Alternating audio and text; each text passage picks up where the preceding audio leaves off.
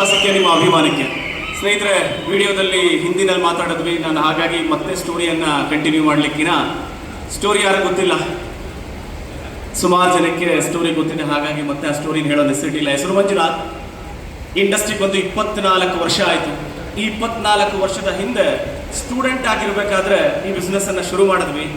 ಶುರು ಮಾಡಿದಾಗ ಎಲ್ಲರಲ್ಲೂ ಬರ್ತಕ್ಕಂಥ ಒಂದು ಕಾಮನ್ ಒಂದು ಕ್ವಶನ್ ಏನು ಅಂತ ಹೇಳಿದ್ರೆ, ಶುರು ಮಾಡೋಕ್ಕಿಂತ ಮುಂಚೆ ಇದು ನನ್ನ ಕೈಯಲ್ಲಿ ಆಗುತ್ತಾ, ಇದು ನನಗೆ ಶೂಟ್ ಆಗುತ್ತಾ, ಇದ್ರಲ್ಲಿ ನನಗೆ ಗೆಲ್ಲಕ್ಕಾಗುತ್ತಾ, ಅವರಷ್ಟು ದೊಡ್ಡ ಲೆವೆಲ್ಗೆ ಹೋಗ್ಲಿಕ್ಕೆ ಸಾಧ್ಯ ಇದೆಯಾ, ಅಷ್ಟೊಂದು ದೊಡ್ಡ ಲೆವೆಲ್ಗೆ ನಾವು ರೀಚ್ ಮಾಡ್ಲಿಕ್ಕೆ ಆಗಲ್ಲ. ಯಾಕೆ ಅಂತ ಹೇಳಿದ್ರೆ, ತಂದೆ ಚಿಕ್ಕಂದಿಂದನೇ ಒಂದು ಮಾತು ಹೇಳ್ತಾ ಹೇಳ್ತಾ ಹೇಳ್ತಾ ಹೇಳ್ತಾ ಹೇಳ್ತಾ ಹೇಳ್ತಾ ಬೆಳೆಸಿದ್ರು. ಆ ಮಾತು ಏನು ಅಂತ ಹೇಳಿದ್ರೆ, ಬಡವ ನೀನ್ ಬಡಗ್ದಾಗಿರು ಅಂತ ಹೇಳಿ ದೊಡ್ಡವ್ರು ಹೇಳೋರೆ, ಆಸೆಗೆ ಇದ್ದಷ್ಟು ಕಾಲ್ ಚಾಚ್ಕೋಬೇಕು ಅಂತ ಹೇಳೋರೆ, ಆ ಆಸೆಗೆ ದೊಡ್ಡದಾಗಿ ಆಸೆ ಪಡಬಾರ್ದು ಅಂತ ಹೇಳಿದ್ದಾರೆ, ಆಸೆಯೇ ದುಃಖಕ್ಕೆ ಮೂಲ ಅಂತ ಹೇಳಿದ್ದಾರೆ.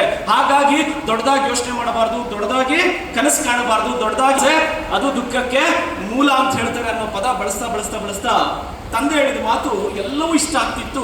ಇದೊಂದು ಮಾತು ಯಾಕೋ ನನಗೆ ಇಷ್ಟ ಆಗ್ತಾ ಇರಲಿಲ್ಲ, ಆದ್ರೆ ಶೂಟ್ ಆಗ್ತಿರ್ಲಿಲ್ಲ. ಯಾವಾಗ ಈ ಡೈರೆಕ್ಟ್ ಸೆಲ್ಲಿಂಗ್ ಇಂಡಸ್ಟ್ರಿಗೆ ಬಂದು ಫಸ್ಟ್ ಮೀಟಿಂಗ್ ಅಟೆಂಡ್ ಮಾಡಿದ್ನೋ, ಆಗ ಒಂದೇ ಒಂದು ಕ್ವಶನ್ ಕ್ಲಿಯರ್ ಆಗಿ ನನಗೆ ಸಿಕ್ತು, ಆನ್ಸರ್. ಈ ಕ್ವಶನ್ಗೆ ಆನ್ಸರ್ ಸಿಕ್ತು. ನೀನು ಉದ್ದ ಇದ್ದು ಹಾಸಿಗೆ ಚಿಕ್ಕದಾಗಿದ್ರೆ, ಕಾಲು ಮಡಚ್ಕೊಂಡು ಮಲಗಿದ್ರೆ ಯಾರು ನೋವಾಗುತ್ತೆ? ನಮಗೆ ನೋವಾಗುತ್ತೆ. ಹಾಸಿಗೆ ಇದ್ದಷ್ಟು ಕಾಲು ಚಾಚ್ಕೋಬೇಕು ಅಂತ ದೊಡ್ಡವ್ರು ಹೇಳೋರೇ ವಿನಃ, ಹಾಸಿಗೆನ ದೊಡ್ಡದಾಗಿ ಹೊಲಿಸ್ಕೊಳ್ಳಕ್ಕೆ ಪ್ರಯತ್ನ ಮಾಡಬೇಡ ಅಂತ ಯಾರಾದ್ರೂ ಹೇಳೋರ ಅಂತ ಹೇಳಿ ಇಂಡಸ್ಟ್ರಿನಲ್ಲಿ ಹೇಳಿದಾಗ ಬಹಳ ಖುಷಿ ಆಯ್ತು. 10 ರೂಪಾಯಿ ದುಡಿದ್ರೆ 8 ರೂಪಾಯಿ ಖರ್ಚು ಮಾಡು, 2 ರೂಪಾಯಿ ಆದ್ರೂ ಎತ್ ಮಾಡಬೇಕು ಅಂತ ಹೇಳಿ ನಮ್ಮ ತಂದೆ ಹೇಳ್ತಿದ್ರೆ, ಈ ಇಂಡಸ್ಟ್ರಿ ಫಸ್ಟ್ ಟೈಮ್ ನನಗೆ ಹೇಳ್ತು, ದುಡಿಯೋರು ಯಾರು? ನೀನೇ ತಾನೆ. 10 ರೂಪಾಯಿ ದುಡಿಯೋ ಜಾಗದಲ್ಲಿ 15 ರೂಪಾಯಿ ದುಡಿ, 8 ರೂಪಾಯಿ ಖರ್ಚು ಮಾಡೋ ಜಾಗದಲ್ಲಿ 10 ರೂಪಾಯಿ ಖರ್ಚು ಮಾಡು, 2 ರೂಪಾಯಿ ಎತ್ ಮಾಡೋ ಜಾಗದಲ್ಲಿ 5 ರೂಪಾಯಿ ಎತ್ ಮಾಡೋದು ಅಂತ ಹೇಳಿ ಈ ಇಂಡಸ್ಟ್ರಿ ನನಗೆ ಹೇಳಿದಾಗ ನನಗೆ ತುಂಬಾ ಇಷ್ಟ ಆಯ್ತು. ಹಾಗಾದ್ರೆ ನಾನು ಅವ್ರ ತರ ಬೆಳೆಯಕ್ಕಾಗುತ್ತಾ ಅನ್ನೋ ಕ್ವಶನ್ ನನ್ನನ್ನ ಬಿಗಿನಿಂಗ್ ನಲ್ಲಿ ಕಾಡಿದಾಗ ಒಂದೇ ಒಂದು ವಿಚಾರ ನನಗೆ ಇಷ್ಟ ಆಯ್ತು. ಕಾಲೇಜಲ್ಲಿ ಕಾಪಿ ಹೊಡೆದ್ರೆ ಡಿಬಾರ್ ಆಗ್ತಾರೆ, ಇಲ್ಲಿ ಕಾಪಿ ಮಾಡಿದವನು ದುಡ್ಡು ಮಾಡ್ತೇನೆ ಅನ್ನೋ ಒಂದು ವಿಷಯ ನನಗೆ ಬಹಳ ಸ್ಪಷ್ಟವಾಗಿ ಅರ್ಥ ಆಯ್ತು. ಯಾಕಂತ ಹೇಳಿದ್ರೆ ಅದ್ರಲ್ಲಿ ಅಷ್ಟು ಹೇಳಿ ಸುಮ್ಮನಾಗ್ಲಿಲ್ಲ.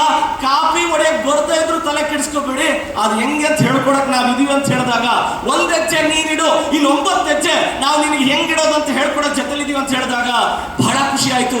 ನನ್ನ ಅಪ್ಲೈನ್ ಇಂದ ನಾನು ಫಾಲೋ ಮಾಡ್ತಾ ಹೊರಟ್ವಿ.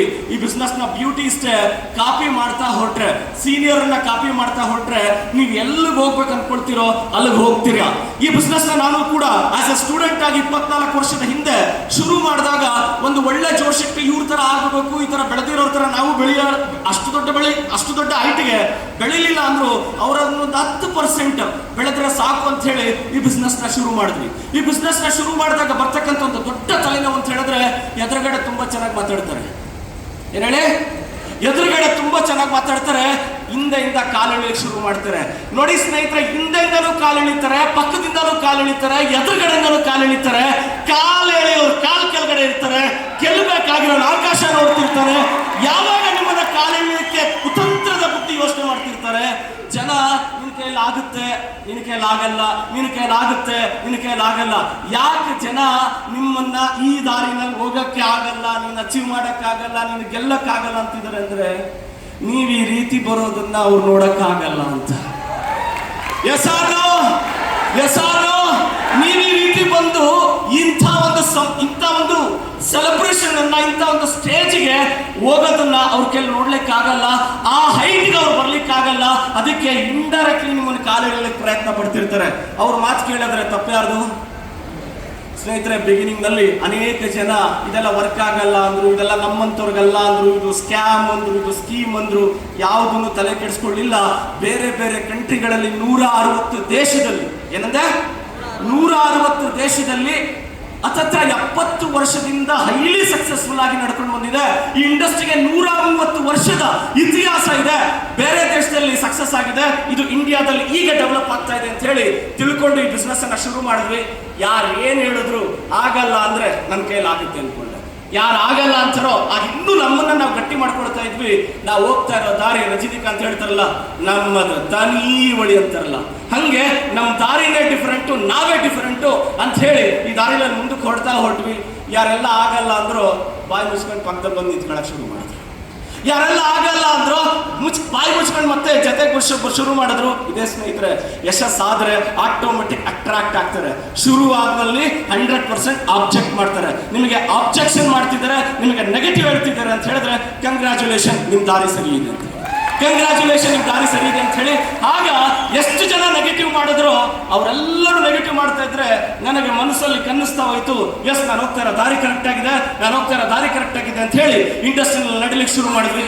ನಡಿಲಿಕ್ಕೆ ಶುರು ಮಾಡಿದಾಗ 9.5 ವರ್ಷ ಇಂಡಸ್ಟ್ರಿನಲ್ಲಿ ಪ್ರಯತ್ನ ಪಟ್ಟೆ. 9.5 ವರ್ಷ ಬೇರೆ ಮಾರುಕಟ್ಟೆಯಲ್ಲಿ ಒನ್ ಆಫ್ ದ, ಕೆಲವೊಬ್ರು ಹೇಳ್ತಾರೆ ದೇಶದಲ್ಲಿ ಇಂಡಸ್ಟ್ರಿಗೆ ಬಂದೆ, ಆದ್ರೆ ಬೆಸ್ಟ್ ಕಂಪ್ನಿಯನ್ನು ಆಯ್ಕೆ ಮಾಡ್ಕೊಳ್ಳಿಕ್ಕೆ ನನಗೆ 9.5 ವರ್ಷ ಬೇಕಾಗಿದೆ. ನೇರ ಮಾರುಕಟ್ಟೆನಲ್ಲಿ 9.5 ವರ್ಷ ಅನುಭವದ ಮೇಲೆ one of the best company ಯಾವುದು ಅಂತ ಹೇಳಿ ಸರ್ಚ್ ಮಾಡಿದಾಗ ಬೇರೆ ಕಂಟ್ರಿಗಳ ಕಂಪ್ನಿನೂ ಸರ್ಚ್ ಮಾಡಿದೆ, ಇಂಡಿಯಾದಲ್ಲಿರುವಂಥ ಕಂಪ್ನಿನೂ ಸರ್ಚ್ ಮಾಡಿದಾಗ ನನ್ನ ಕೈಗೆ ಒಂದು ಕಂಪ್ನಿ ಸಿಗುತ್ತೆ. ಆ ಕಂಪ್ನಿ ಹೆಸರು ವೆಸ್ಟೀಜ್ ಮಾರ್ಕೆಟಿಂಗ್ ಪ್ರೈವೇಟ್ ಲಿಮಿಟೆಡ್. ಯಾವಾಗ ವೆಸ್ಟೀಜ್ನ ಶುರು ಮಾಡಿದ್ರು ಜನ ಹೇಳಿದ್ರು ಏನೋ ವೇಸ್ಟೇಜ್ ಅಂತ ಹೇಳಿದ್ರು. ನೀನ್ ಹೇಳ್ತಾ ಇರೋದು ಕರೆಕ್ಟ್. ಮನುಷ್ಯನ ಒಳಗಡೆ ಇರುವಂತ ವೇಸ್ಟೇಜ್ ಅನ್ನ ಹೊರ ಹಾಕ್ತಕ್ಕಂಥದ್ದೇ ನಮ್ಮ ವೆಸ್ಟೀಜ್ ನ ಪ್ರಾಡಕ್ಟ್ಸ್ ನ ಗುಣ ಮಹತ್ವ ಅಂತ ಹೇಳ್ತಾ, ಬಳಸಿದ್ರೆ ಆರೋಗ್ಯ, ರೆಕಮೆಂಡ್ ಮಾಡಿದ್ರೆ ಐಶ್ವರ್ಯ ಅನ್ನೋ ಒಂದು ಸ್ಲೋಗನ್ ನ ಹೊಡ್ಸೋದ್ರ ಮುಖಾಂತರ ಈ ಬಿಸ್ನೆಸ್ ನ ಅನೇಕ ಜನಕ್ಕೆ ಹೇಳ್ತಾ ಹೊರಟ್ವಿ. ಸುಮಾರು ಜನ ನೋ ಅಂದ್ರು, ಕೆಲವೊಬ್ರು ಎಸ್ ಅಂತ ಬಂದ್ರು. ಯಾರು ಎಸ್ ಅಂತ ಬರ್ತಾರೋ ಅವ್ರನ್ನ ಕರ್ಕೊಂಡು ಮುಂದಕ್ಕೆ ಹೊಡ್ತಾ ಹೊರಟ್ವಿ. ಮುಂದಕ್ಕೆ ಹೋಗ್ತಾ ಫಸ್ಟ್ ಮಂಚಕ್ಕೆ 14,000, ಹಾಗೆ ಬರ್ತಾ 2,000 ಬಂದ್ರೆ ಸಾಕು ಪಾಕೆಟ್ ಮನಿಗೆ. ಅಪ್ಪನ ಹತ್ರ ಪಾಕೆಟ್ ಮನಿ ಕೇಳೋದು ಬೇಡ ಅನ್ಕೊಂಡು ಇಂಡಸ್ಟ್ರಿನ ಶುರು ಮಾಡಿದವನಿಗೆ ವೆಸ್ಟೀಜ್ ಲಾಸ್ಟ್ ಹೈಯೆಸ್ಟ್ ಕೊಟ್ಟಿದ್ದು 42,12,000 ಪ್ಲಸ್ ಇನ್ಕಮ್ ಅನ್ನ ಈ ಬಿಸ್ನೆಸ್ ಅಲ್ಲಿ ಪಡ್ಕೊಂಡೆ. Thanks to direct selling industry, thanks to Vestige.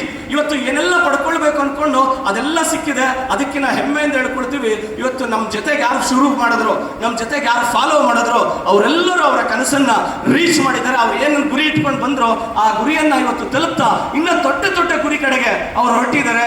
ಈಗ ನಾವೆಲ್ಲರೂ ಸೇರಿ ಒಂದು ಸಂಕಲ್ಪನ ತೊಟ್ಟಿದ್ದೀವಿ ನಮ್ಮ ಬಾಲಿ ಸರ್ ಜೊತೆಗೆ. $1 ಬಿಲಿಯನ್ ಟರ್ನ್ ಓವರ್ನ 2030ರಲ್ಲಿ ರೀಚ್ ಮಾಡಬೇಕು ಅಂತ ಹೇಳಿ. ರೆಡಿ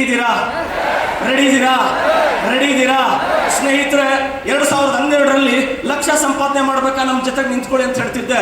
ಈಗ ಹೇಳ್ತೀನಿ, ಕೋಟಿ ಸಂಪಾದನೆ ಮಾಡ್ಬೇಕಾ ನಮ್ಮ ಜೊತೆ ನಿಂತ್ಕೊಳ್ಳಿ, ನಾವು ಸಪೋರ್ಟ್ ಮಾಡ್ಲಿಕ್ಕೆ ನನ್ನ ಮಾತನ್ನ ಮುಗಿಸ್ತೇನೆ. ಥ್ಯಾಂಕ್ ಯು ಸ್ನೇಹಿತರೆ. ಸಿಂಪಲ್, 4 ಧಾರಾವಾಹಿ ನೋಡಿದ್ರೆ 2 ಗಂಟೆ, 4 ಧಾರಾವಾಹಿ ನೋಡಿದ್ರೆ 2 ಗಂಟೆ.